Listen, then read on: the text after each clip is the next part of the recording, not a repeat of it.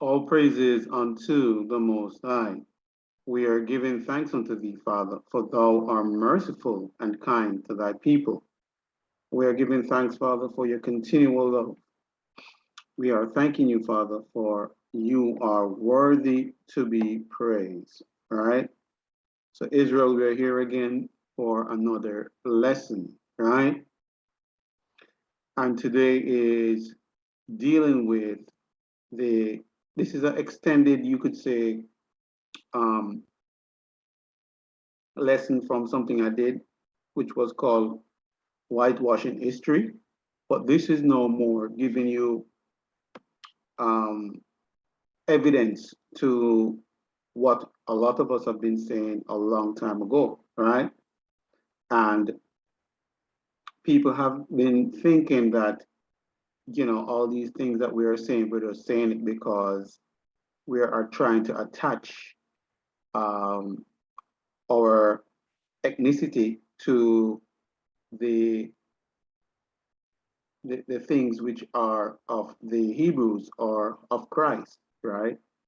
So it wouldn't really matter to me if Christ was white, um, Chinese, Indian, whatever. But at the same time, why is it so much of, you know, such a grief to people if Christ was actually looking like the true Hebrew or Israelite people, which is people of melanin, or you would say dark skin, right? And I would see why they would want such information to be um, out there, because by you knowing the truth, then the truth will set you free. And because of that, you find that a lot of information that you have been given, you have realized that it would have been a lie, right? And for that reason alone, you would find that people would eventually start to find their way back to their father, right? So before I go through Israel, I'm going to ask the Father to pray to I pray that the Father will bless this lesson so that you can be edified, so that you can be lifted up in Christ, so we can know that to follow the laws and statutes and the commandments which the Father has given us, it shall be well with us. So I pray that the Father bless these lessons today and let the Holy Spirit lead us into truth, right? So with that said, Israel, let's get into this clip right here, right? Where this is a book which was called The Russian Icons, right? Which a lot of people don't know, but if you do a little bit of digging and you check history, right, people of dark skin would have been living in Russia and actually was, you know, very powerful in Europe, or you would say having power, right? But for a period of time. And these evidence were actually either destroyed or hidden. So, you know, the Most High put the Spirit on me to actually just bring this information to you. So you can see that, if you're aligning with Christ, doesn't mean that you're aligning yourself with um, something which is false. It's just that they have given us miseducation. And by giving us miseducation, a lot of us have been, you could say it has been a stumbling block for us and not, being something which could bring us back to the light of our Father to take us out of darkness, right? So Israel, I'm going to go straight into this clip right here where, you know, it will show you the evidence that has been hidden from our people for so long. This is Russian Icons by Father Vladimir Ivanov. I hope I didn't butcher that name, but this is a book that is highly coveted by different circles. Because it has the black icons. It has the history of black people in places like Russia and Italy, in places all over Europe. This book can range from $1,300 to $3,000, so it's not an easy book to get. I actually borrowed this book from a friend, But this book has a lot of interesting depictions in it. A lot of them pertaining to the Bible. Like right here, this is the Transfiguration of Christ, and you see it's black people in caves, I believe, what it looks like. It's black people in the whole picture, but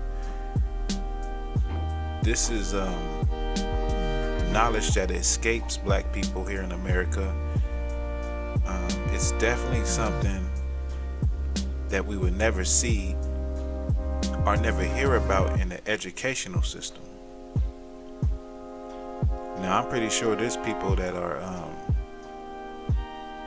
black history college students majoring in black history or world history, and they never seen nothing like this before. At least not from the standpoint of Europe,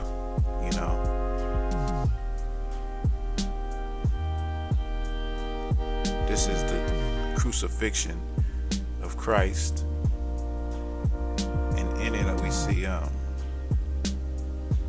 angels, black angels. The people surrounding him are black.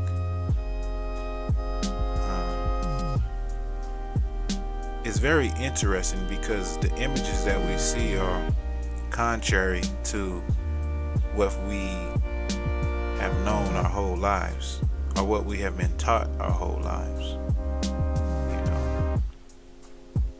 Like I'll say it again, like these type of images of antiquity escape black people here in America, and I can say all people, for in general, just people in general don't know. I'm pretty sure there's plenty of Caucasian people and people of all nationalities that don't know the extent that black people covered the earth. And in many cases, like here, like what you see,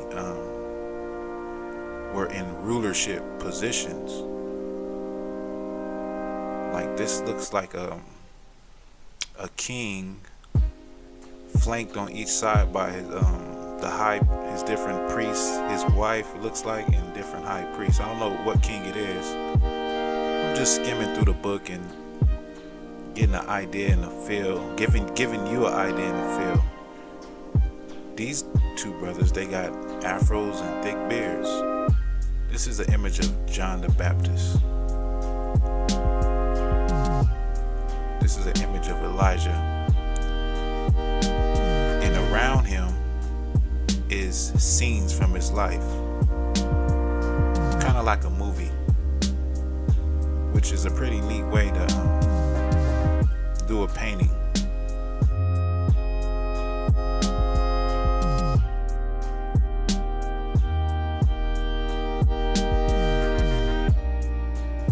This is another saint. I don't know who it is. There you have another saint. As the book, as you get closer to the end, the icons start to lighten up. This is John the Baptist's head on a platter, which is definitely it's a biblical story.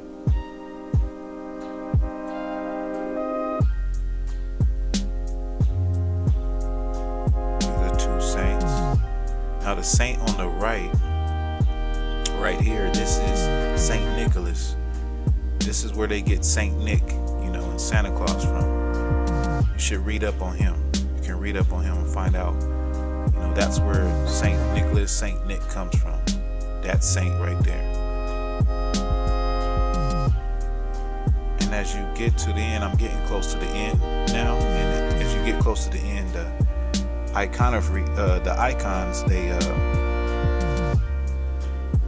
as you get to the end, the icons, they lighten up. They're getting lighter as we're moving more to modern time and modern era. And they have a term called whitewashing, where the icons, where artists went over the black icons and painted them white. So that's what you see in the earth today. So that was the end of the book, and here's just some more of the book and the inside of the book. I just wanted to go over this book, make a video on this book. This is definitely information that black people should show their children, so they have an understanding of how great black people were and how far they extended across the earth. This is George the Dragon Slayer right here. Listen, check it out. I just want to thank you for watching. Subscribe to my channel. Click that button. Like and share. And I appreciate y'all. Peace out. Right. So as you can see here, Israel, right?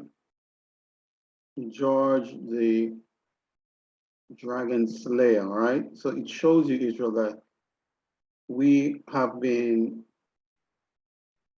within a certain level of prestige, let's use that word, right? And over the years, we have been told differently, right?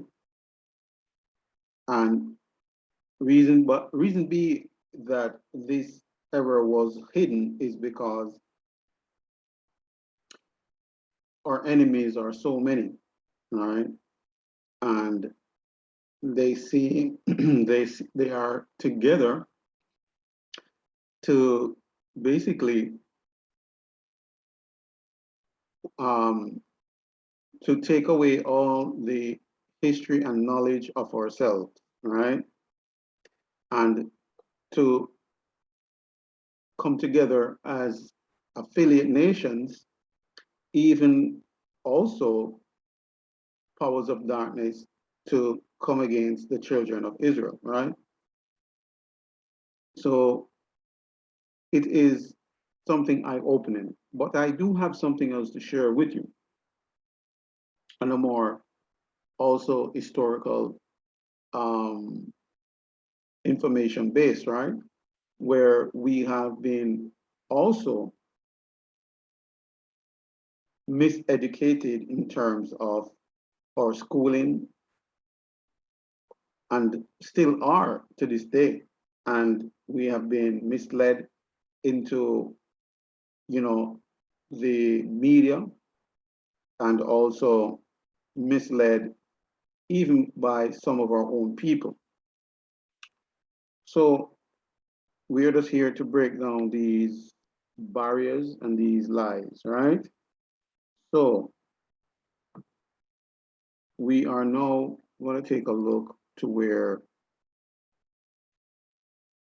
things within a certain time period was actually called the Dark Ages. Now, when I was, sometimes doing or listening to some historical history, this came up one time where they talked about the Dark Ages. Now, I heard the Dark Ages and I was thinking that in those days there was just a lot of mayhem and murder and a lot of savagery, right?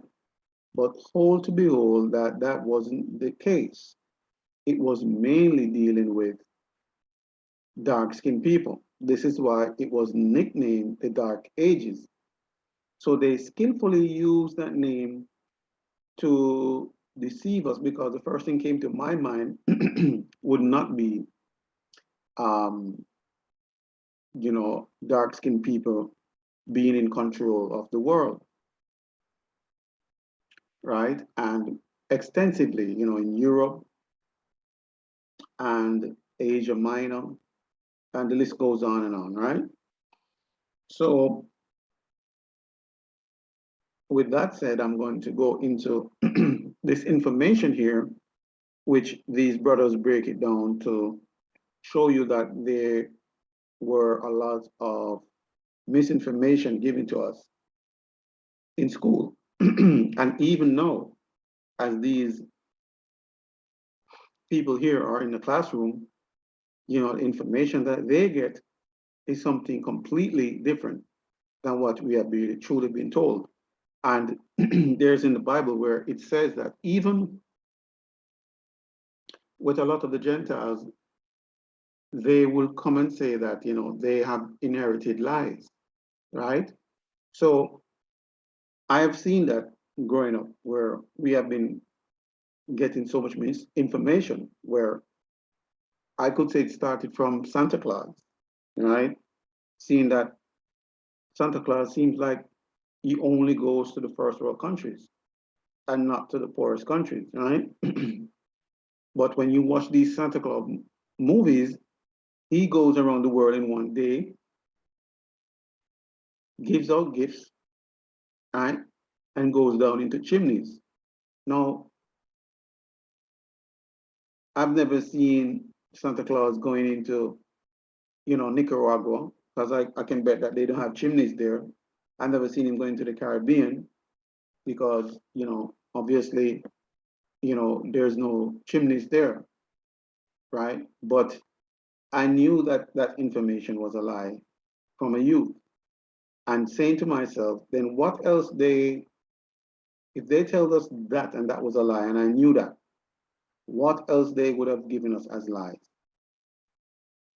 And the list is so long that when you go down this rabbit hole, it seems like it never ends, right? So let's just get into this clip, Israel. Ruled. The black people began to rule the Roman Empire. That's why from 193 AD is the time period. Then, 1453, the fall of Constantinople by the Ottoman Turks. That's when the Europeans began to, that's when the Europeans began to come back in power, the Caucasians, because what? They dwelt in an area called the Caucasus Mountains. So remember this, Rome, 193 AD, they come back in power in 1453. So the project is iconoclasm. That means breaker of images. So we're gonna read through these books. You have 10 minutes. Okay. We're gonna go to the book called The Icon, page 126. I had to write this down. It's a lot of pages, a lot of pages. And real quick, we're gonna relate this. As you can see, Israel is going to the same book that we just went through in the last clip, right? Which is called Icons, right? The Russian icons. So these books are very expensive. Even if you try to get these books, you're looking at $1,000 to $3,000 US, right? And there might not be any more that's published, right? So that in itself goes to show that the information have been hidden, and how they hidden this information from us are in books, because they're depending on us not to read. And lo and behold, most of us, we don't really read, right? So let's continue. This back to the Bible. So page 126, right here. I'm gonna show the pictures and I'm gonna pass it down. So everybody pass around, all right? Right here, you're gonna see dark images of Jesus Christ and his mother. The images of the prophets and the apostles, they were always painted dark-skinned people. It was the time of 1453 when they started to paint over them as Caucasian people. But they were always painted as dark people. And that's what I'm going to show you in all these books. So a lot of these images were produced before the Renaissance. Now we're going to go to page 155. Now, just to say something here, right? He's teaching in a class, right? And the teacher here, she's Caucasian. And she gave them 10 minutes to actually give this information across. So it only goes to show you that spirit is still there, where they wouldn't give them the right allotted time to break down these things, because even them themselves, you know, feeling guilty for their forefathers' wickedness that they have done, right? But they shouldn't feel guilty. What they should be, yeah, they should feel guilty, but not only that, but should know that, all right, let us now try to set it straight and be upright people, whether you are Caucasian or Gentile, whatever the case may be, or Israelite, right? So let's continue. 155.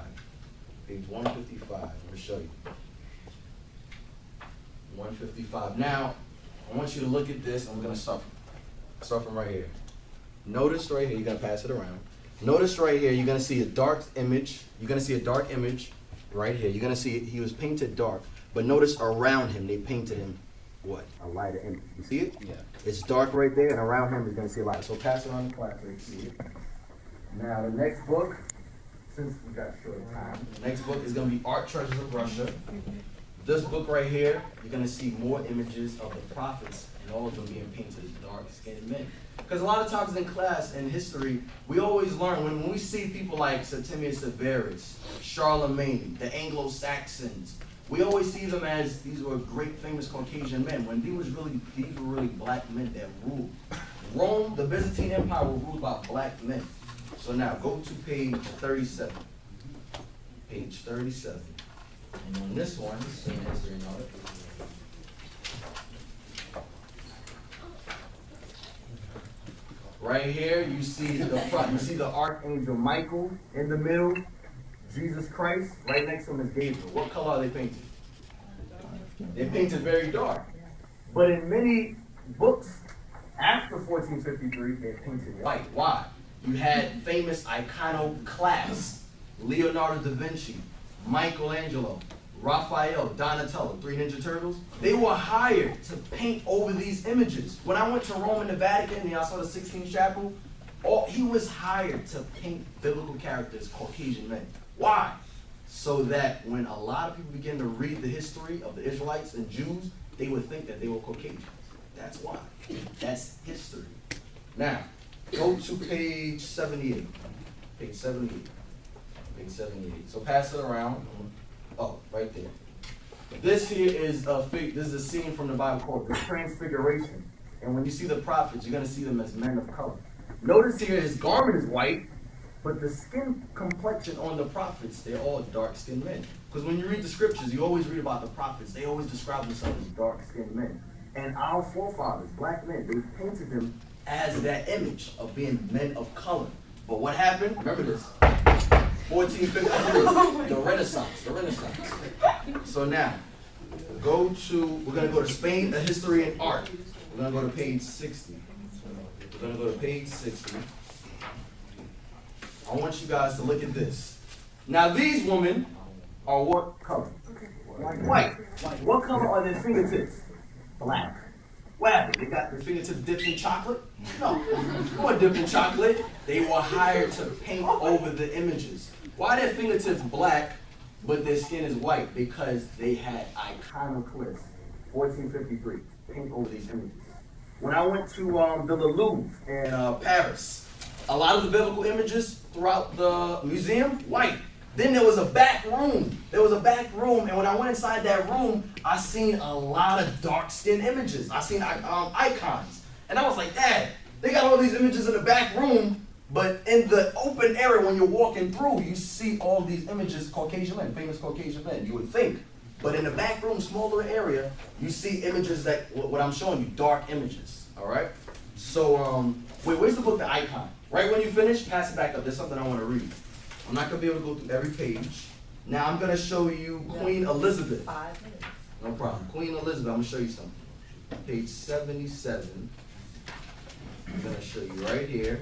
Right here is Henry VIII. Right there. Okay, good. Thank you. Go to page where it says the icons of Constantinople.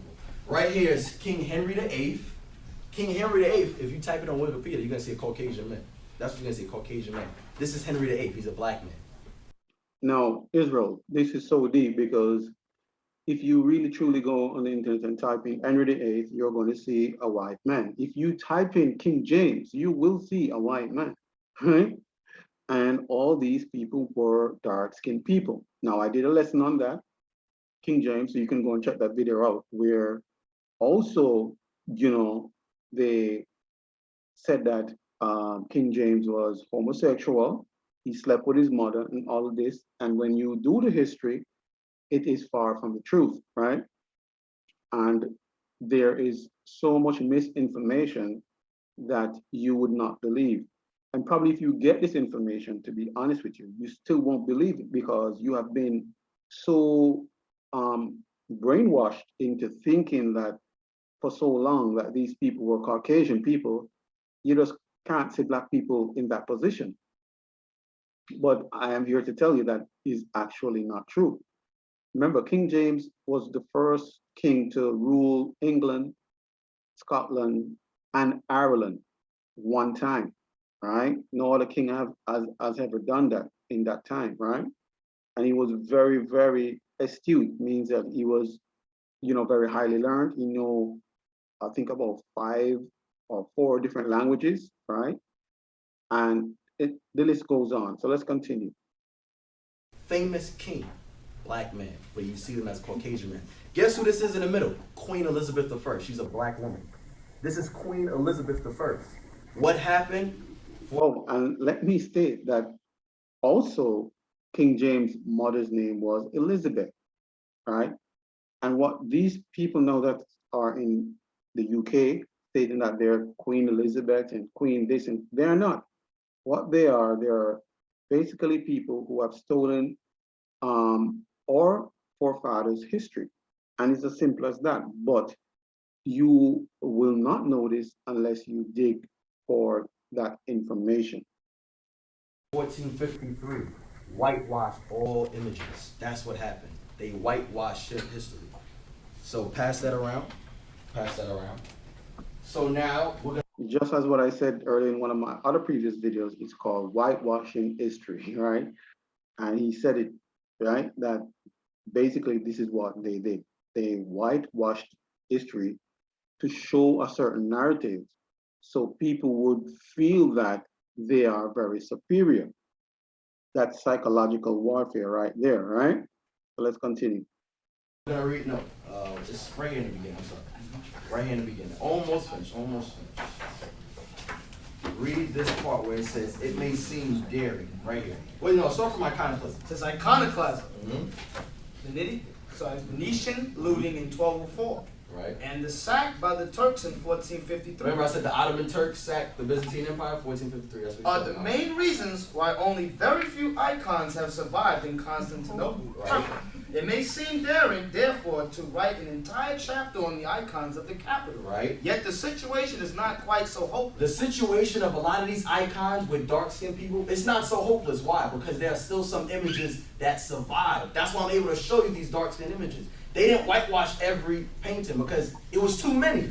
Read on. It says icons existed not only as panel paintings, right, but also as frescoes and wall mosaics. Right. Some of which have emerged from layers of whitewash. They've emerged from what? Of whitewash. Layers of whitewash. That's why when I showed you that Christian woman, she had her image around there. She was all painted white, but her fingertips were black. Why? Because a lot of times they didn't finish whitewashing these images.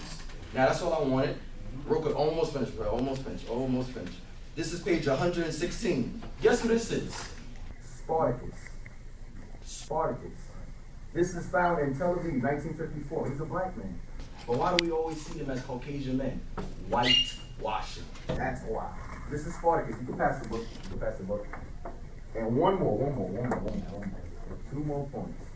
2 more points. Go to page 77. This is the Oxford, oldest English university. The Oxford Illustrated History of Medieval Europe.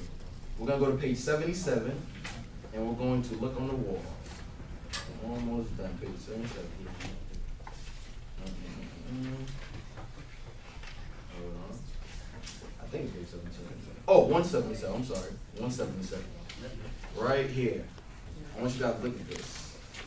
This is Hosea, Daniel, King David, and Daniel, Hosea, Jonah, and King David. What color are they painted?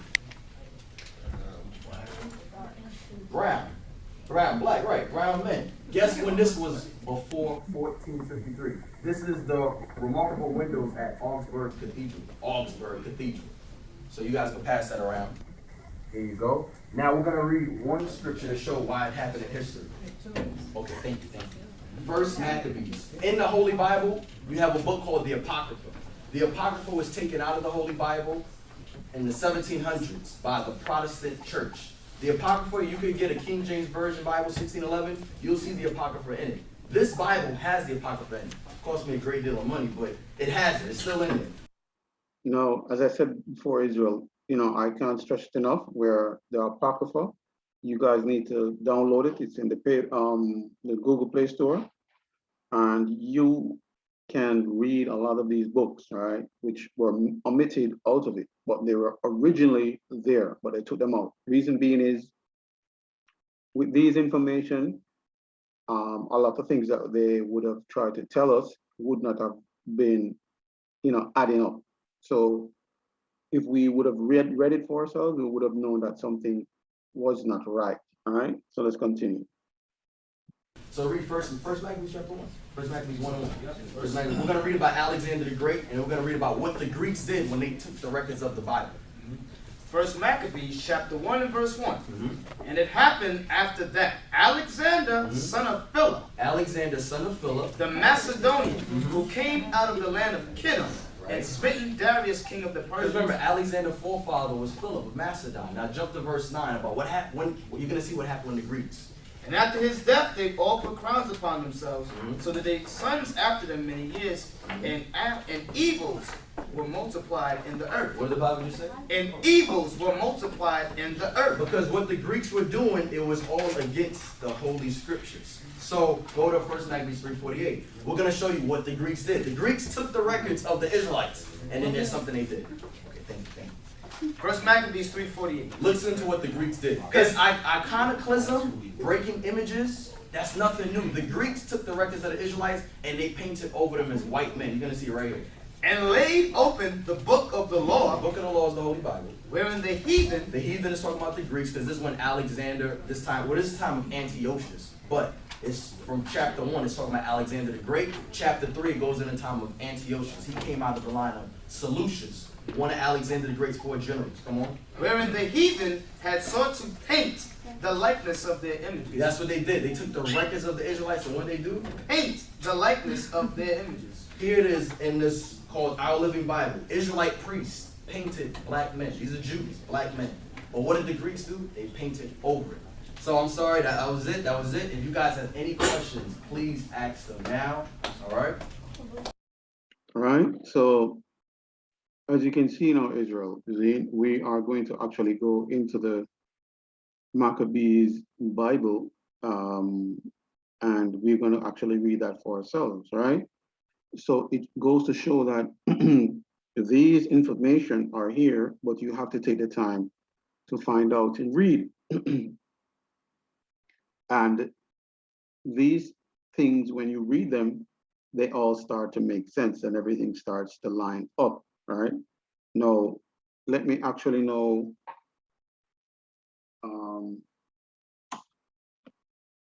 Let me go to. All right, so this is Maccabees 1 and 1, right? So I'm going to read this right here, Israel, first. And it reads, and it happened after that Alexander, the son of Philip, the Macedonian, who came out of the land of Chittim. Chittim is what you know today as being Greece, right?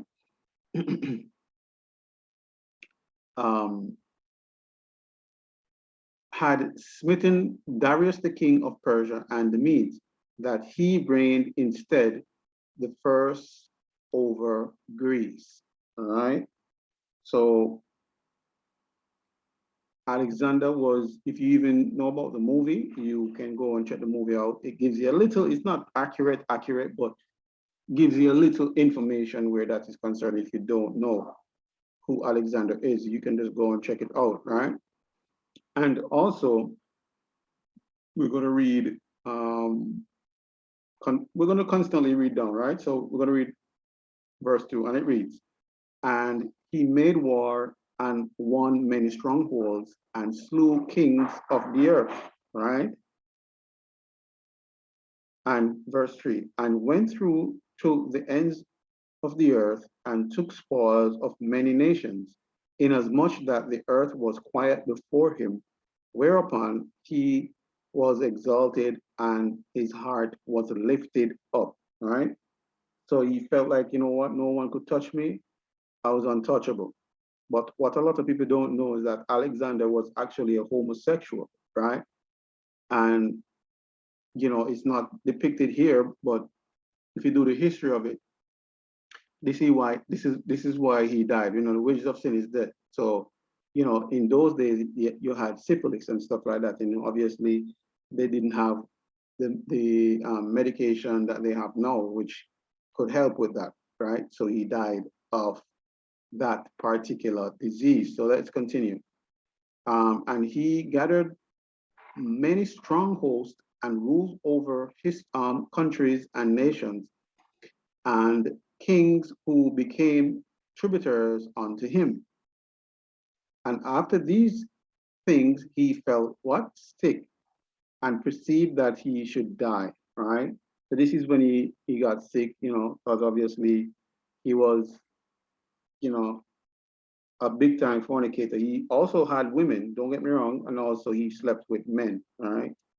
So he was all over the place. So eventually he got syphilis. So here it is. Wherefore he called his servants, such as honorable, which they weren't honorable, and had been brought up with him from his youth, and parted his kingdom among them, while he was yet alive, right? So Alexander reigned 12 years and then died, all right? So it shows you here, Israel, even in historical books, you can go and check that out, and even the Maccabees, it tells you the same thing, all right? Now, here it goes. And his servants bared rule over every one in his palace. And and after his death, they all put crowns upon themselves. They, so did their sons after them many years, and evils were multiplied in the earth, right? And there came out of them a wicked root, Antiochus, surnamed Epiphanes, son of Antioch, right? Antiochus, sorry, and Antiochus the king, who had been an hostage at Rome, and he reigned in the 137th year of the kingdom of the Greeks. All right. So remember, these people are Greeks. They're, you know, from Greece, and you know, an evil root came out of those people. So it shows you that those people, you know, are not necessarily the nicest set of people, right? They are, you know, the seed of Satan, right? Now check this. In those days when there out of Israel wicked men who persuaded many, saying, let us go and make covenants with the heathens, like what we are seeing today. A lot of these wicked so-called leaders that we have, right? They have made allegiance with these heathens, right? And nothing is new underneath the sun. So let's continue, right? So they said that let us go and make covenants with the heathens that are round about us. For since we have departed from them, we have had so much sorrow, right? Reason being Israel, why they have been having so much sorrow is because they have turned away from the Most High's laws and statutes. And because of that, you know, the Most High obviously will take his shield from around you, and then you will start being attacked by the enemy. And then, you know, you open yourself to all type of things, right? So let's continue. So this device pleased them well.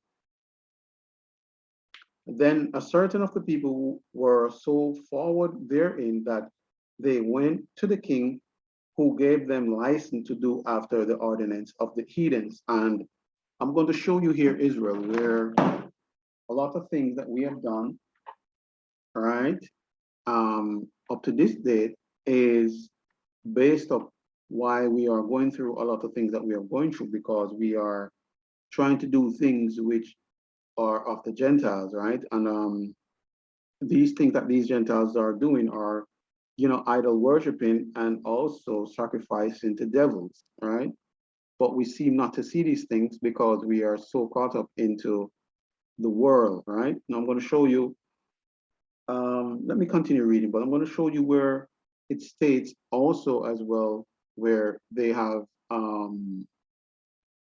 given decrees to our people to stop keeping the Sabbath, and also, to eat profane foods, which up to this date, now we are not forcible doing it, but we're doing it out of our own choices and thinking that we're doing something which is normal, and not knowing that we're defiling our bodies and also, dishonoring our Father. Now, let's read number 14. Whereupon they built a place of exercising at Jerusalem, according to the customs of the heathens, all right? And made themselves uncircumcised and forsook the holy covenant, just as what I said, and joined themselves to the heathens and were sold to do mischief, just as what we are doing in this time right now, Israel, all right? Now, when the kingdoms were established before Antiochus, he thought to reign over Egypt, that he might have the dominion of two realms, right? Continue. Wherefore he entered into Egypt with a great multitude, with chariots and elephants and horsemen and a great navy, right? And made war against Ptolemy, the king of Egypt, but Ptolemy was afraid of him and fled, and many were wounded to death. All right.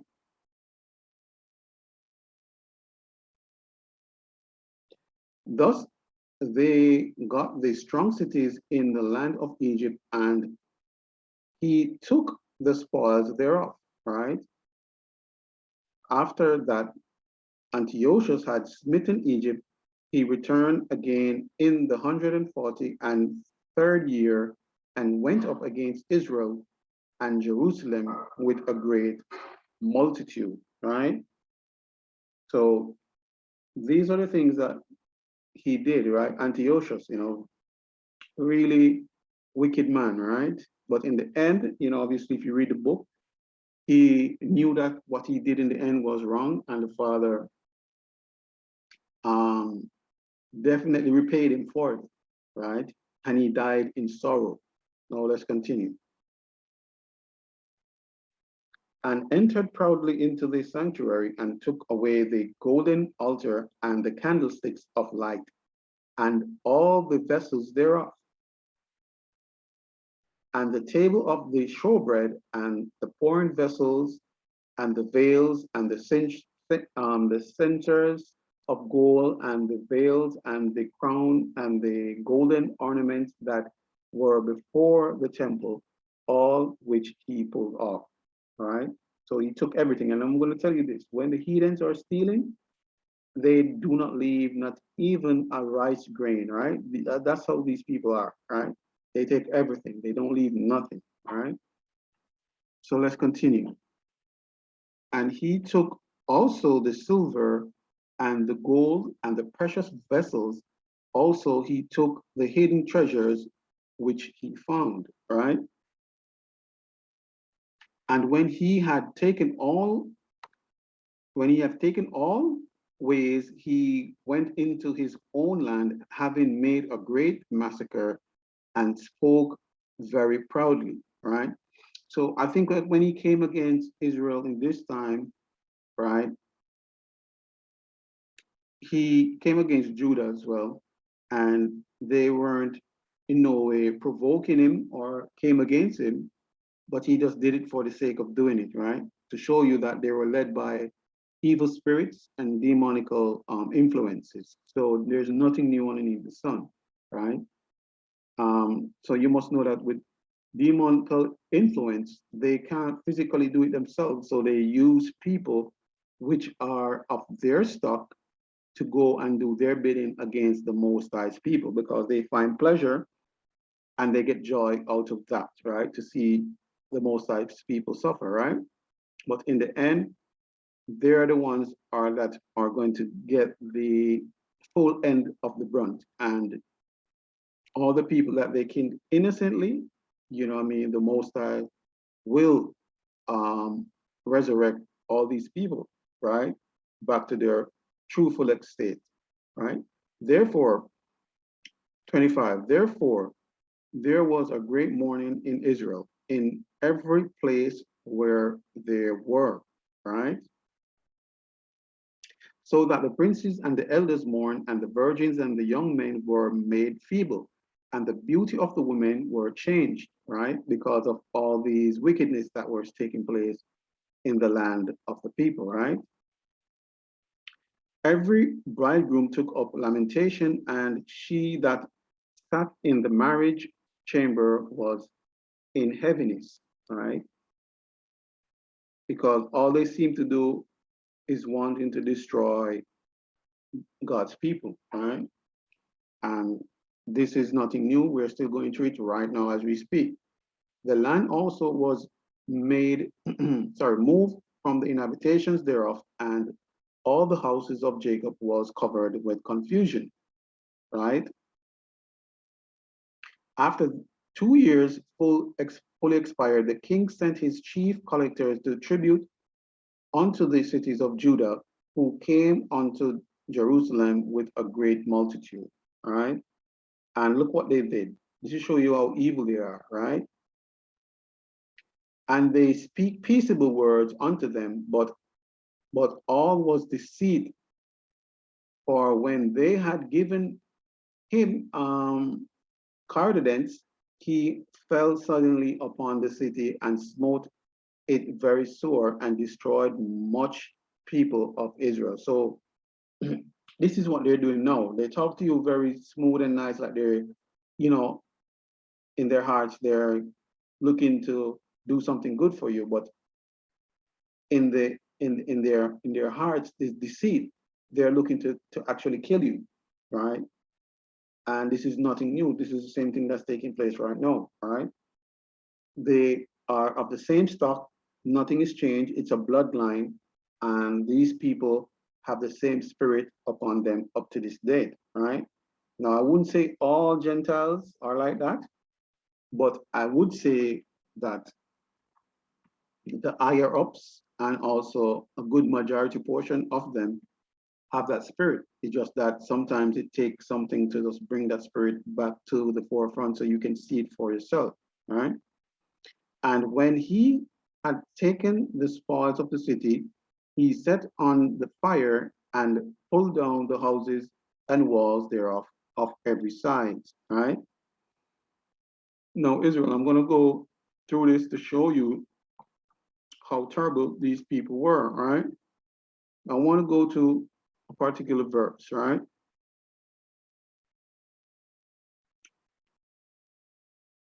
All right, let's read from 34, all right? And they put therein sinful nations, wicked men, and fortified themselves therein. That's when they took Jerusalem, right? They stored it also with armor and victuals, and when they had gathered together the spoils of Jerusalem, they led them up together, and so they became sore snares, right? So that became snares unto the people because they were doing all type of wickedness. Now check it out, Israel. For it was a peaceable to lie in wait against the sanctuary and an evil adversary to Israel, right? Look what they did. Thus they shed innocent blood on every side of the sanctuary and defiled it, right? This is the type of people that they are. And, you know, we should never really truly forget this, right? Now, we can forgive, but we can't forget. And we have to be very cautious when we are dealing with certain people because they have that same spirit. They come to you peaceably, but in their hearts, they're looking to destroy you, right? Inasmuch that the inhabitations of Jerusalem fled because of them, whereupon the city was made an habitations of strangers, and became strange to those that were born in her, and her own children left her, right? Her sanctuary was laid waste like a wilderness. Her feasts were turned into mourning, her Sabbaths into reproach, her honor into contempt, right? And it shows you right here, Israel, that these are the things that they do.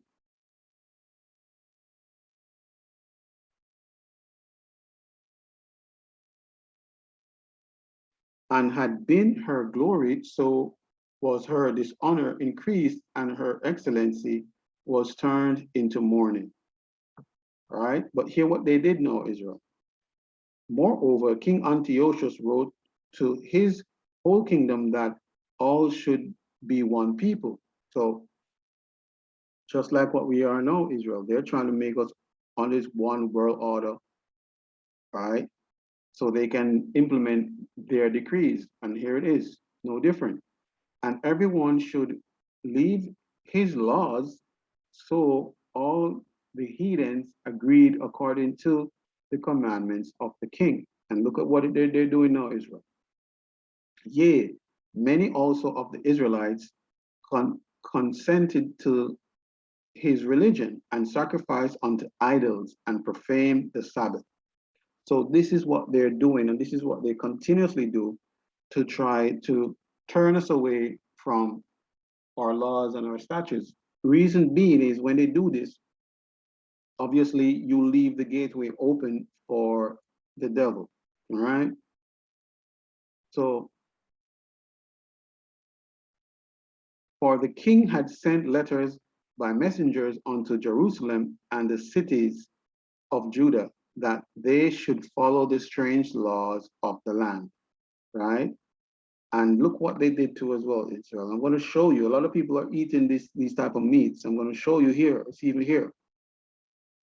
I'm going to read from 45 down to 47. And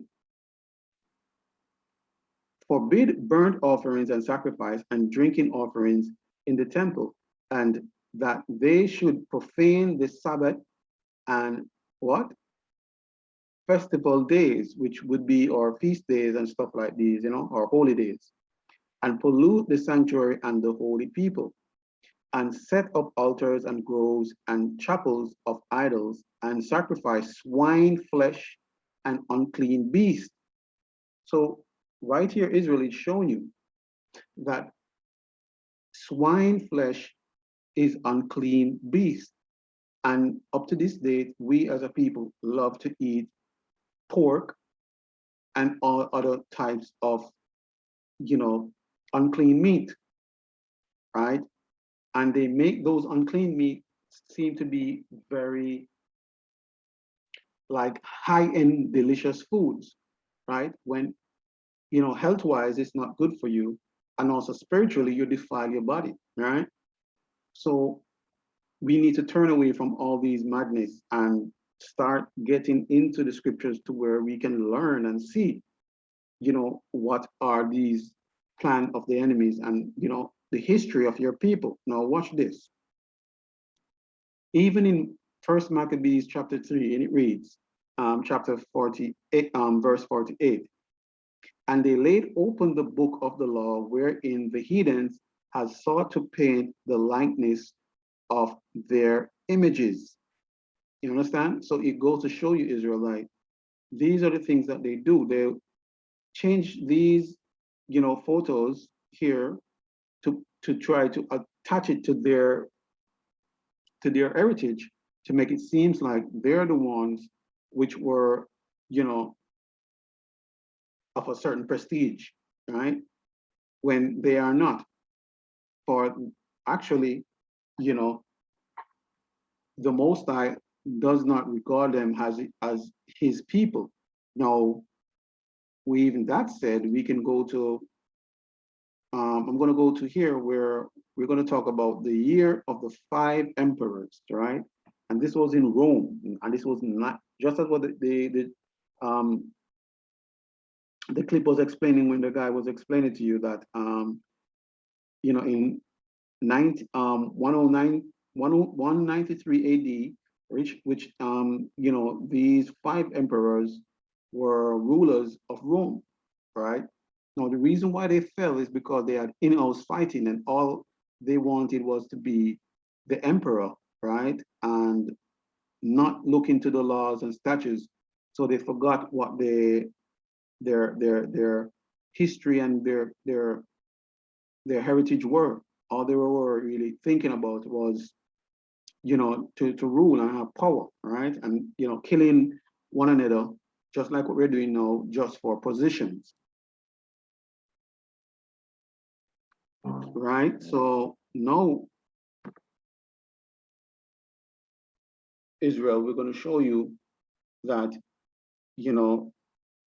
dark-skinned people actually rule the world for a period of time. Now, these are the names of them, and this is one of the statues, right? But let me actually do it from here, right? So I'm going to read here. All right. All right. Now let me go. Actually, let me not highlight it because I want this to come up. So let me actually get this a little bit more up so you can get a little bit. All right. There we are. All right. So there we go. All right. So basically, these were the 5 generals, the years of the 5 emperors, right? And it reads, the year of the 5 emperors was 193 AD, in which 5 men claimed the title of Rome emperor, right? And the first one was known as Pertinax. Forgive me if I'm not pronouncing it properly, but this is he right here, right? Let's see if I can actually slightly get this down a little so I can actually get more info on these emperors. So here he is, right? So this is Flavius, right? Pertinax was Rome emperor for the first 3 months of 193 AD. He was succeeded Commandus to become the first emperor during the tribulous years of the 5 emperors, right? And as you can see, Israel, they actually, as you can look here, they actually break off the nose of the statue because they would have seen that it would have been not of a Caucasian stock, but more of an, you would say Israelite or dark skin type people. And if you can look at the statue, this does not look at somebody really truly Caucasian, right? That's the first one, right? Then now you had Didius Julianus, right? And Julianus was a Roman emperor for 9 weeks, from March to June 193 during the year of the 5 emperors. As you can see here, Israel, this is looking at this photo here, this seems like a dark-skinned man, right? So it goes to show that the evidence is there to show you that we were actually people of power. But reason being why we fell from that is because we actually had a lot of infighting. As you can see here, he was just an emperor for 9 weeks. So clearly they killed him, right? And now you also have Ficinius Niger. Now Ficinius Niger, as you can see here, right, was a Roman emperor as well from 193 to 194, 1 year.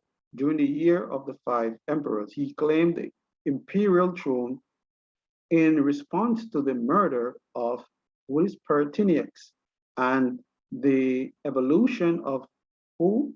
Darius Julianus, but was defeated by a rival, which is known as Septivius Servius, and killed while such and such and such, right? So it shows you here they have rivalry within that year of them claiming these positions. And you can look at this coin right here, which he had. This was also a man of dark skin. You can see clearly this is not somebody looking very so much Caucasian, right? And let's go to now Claudius Albinius, right? And Claudius was actually a Roman general and a senator, and he uprose who acclaimed to imperial titles several times between 193 and 197. He was proclaimed emperor by the legions in Britain and Hispania after the murder of Pertinax in 193, and proclaimed himself emperor again in 196, right? As you can see here, is if you look at this man right here, it doesn't look so much Caucasian, but more so kind of dark skin, right? So why all this infighting? Because, you know, they wanted to be emperor, and by so being, you get the title of Caesar. Now this is, I did a lesson on this, which you can watch with whitewashing. Now this is actually Septivius Servius, which I'm trying to get the information come up better. Let me try here. All right, here we go. All right. And Septivius, the Roman emperor from 193 to 211, he basically ruled a little bit longer than most of them. And he was born in, this was a part of Africa, Liptivius Magna in the Roman province of Africa. As a young man, he advanced through the customary successions of officers under the regions of Marcus Aurelius and Commandus, and Servius seized power, after the death of Commandus. So no, after I'm thinking who it was again. After this man right here, right? No, it goes on to show you and give you more information, Israel, into the assassinations and all the infightings that they had, right? But nevertheless, you know, these people were people, if you want to say, of color, of dark skin, right? And they basically ruled, you know, a good part of the Roman imperial dynasty for a while, right? And information is right there, right? And also, we can go to here where it states that what happened in the year of 193, how did the Rome Empire fall in 1453, which this is when that era came to an end, right? And there's a little information right here where it shows you that, you know, the conquest and all the infightings that they had at this time, you know, came in where they were fighting against each other, and then boom, the outside affiliates came in and just took them out and then reclaimed back the power, right?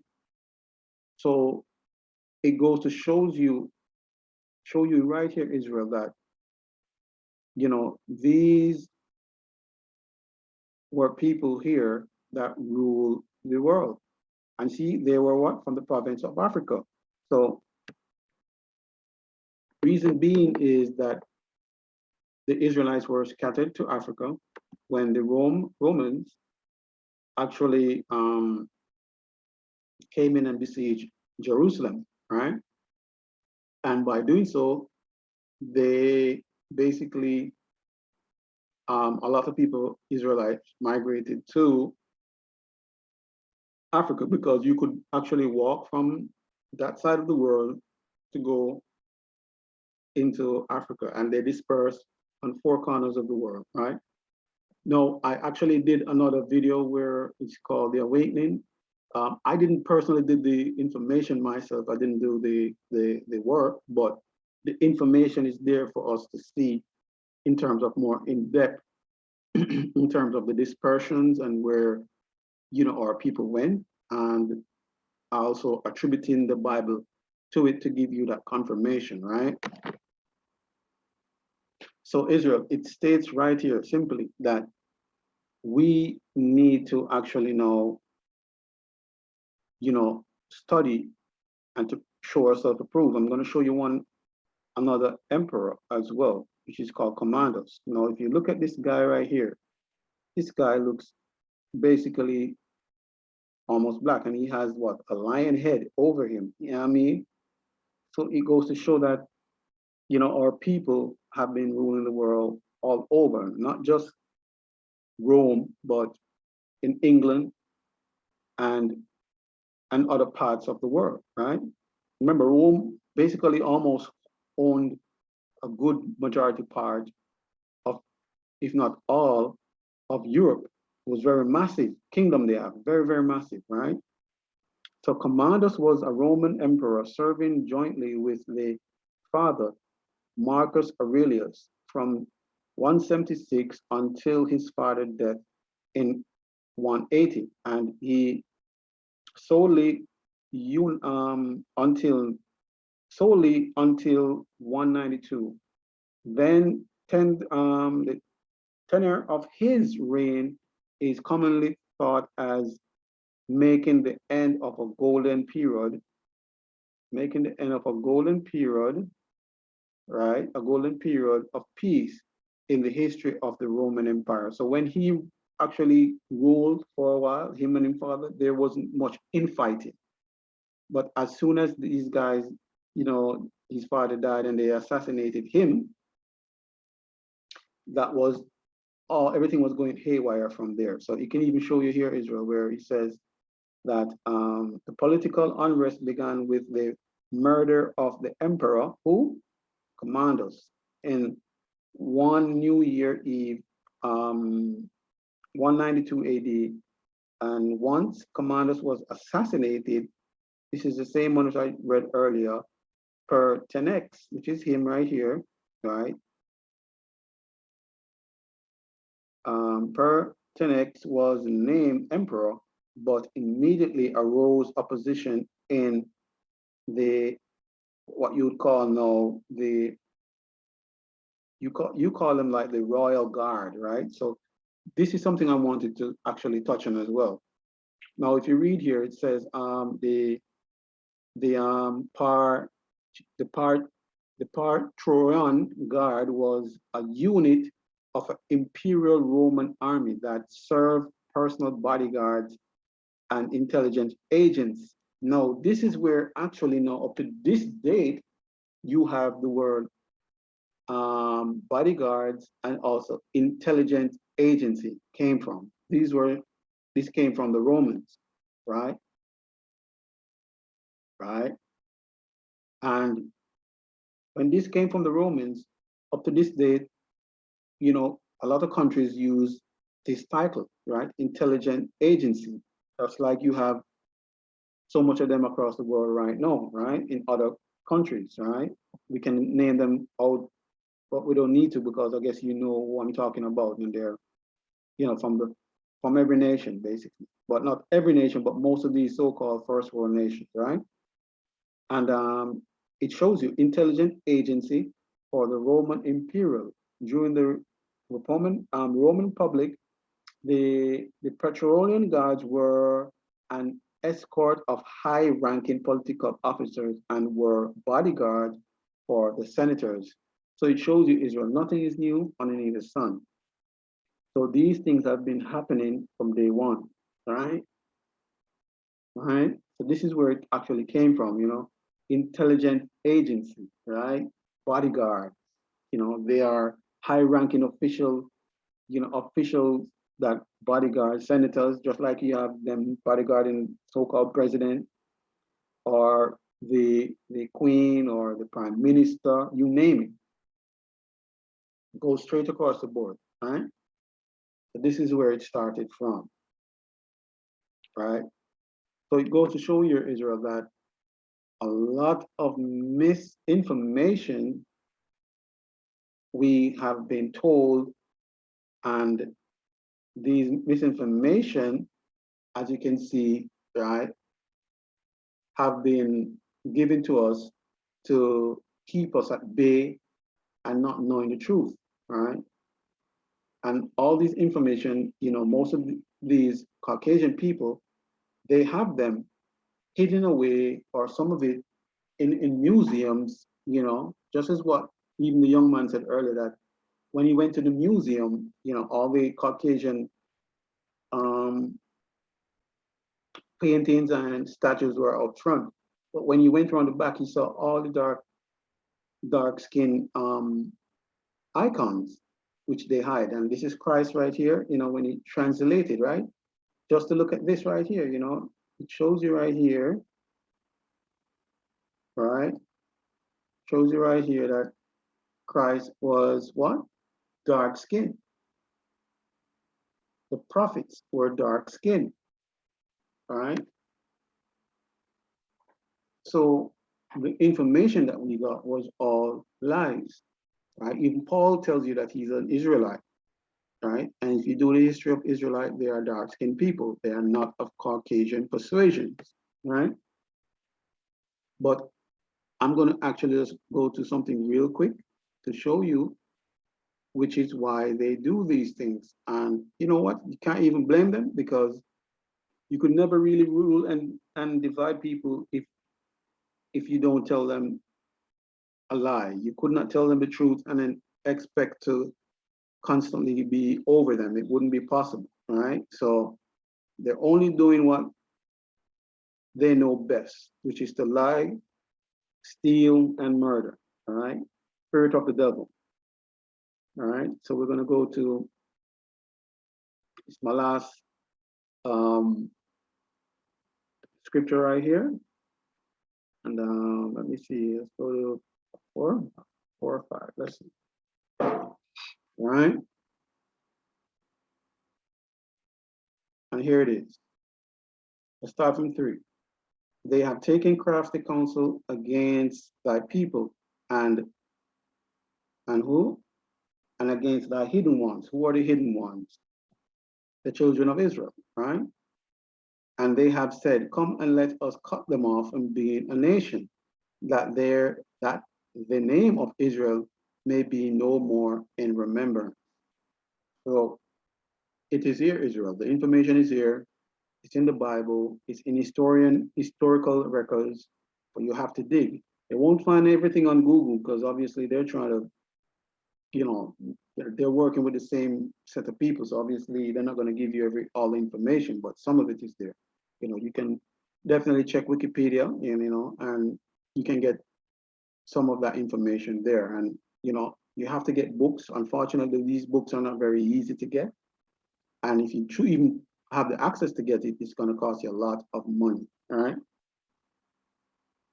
So with that said, Israel, I am going to say all praises unto the Most High for his blessings and his continual love that he's showing to his people and turning his face back onto Israel, right? Now, the time is now for us, Israel, to turn away from everything which is of sin and, abstain from doing these things, get submerged, and keep the statutes and commandments of the Most High, and be, loving your brother just as how you love yourself, and to stay away from idol worshiping, right? And idolatry can come in many forms. So please be very cautious in your day to day, and it will be well with you. So the more you go into the scriptures, the better for you. You know what I mean? So with that said, Israel, I'm going to say all praises unto the Most High. We give you thanks unto thee, Father, for thou art merciful and kind to thy servant and to thy people. All praises unto thee, Father. Until I see you again, Israel, shalom.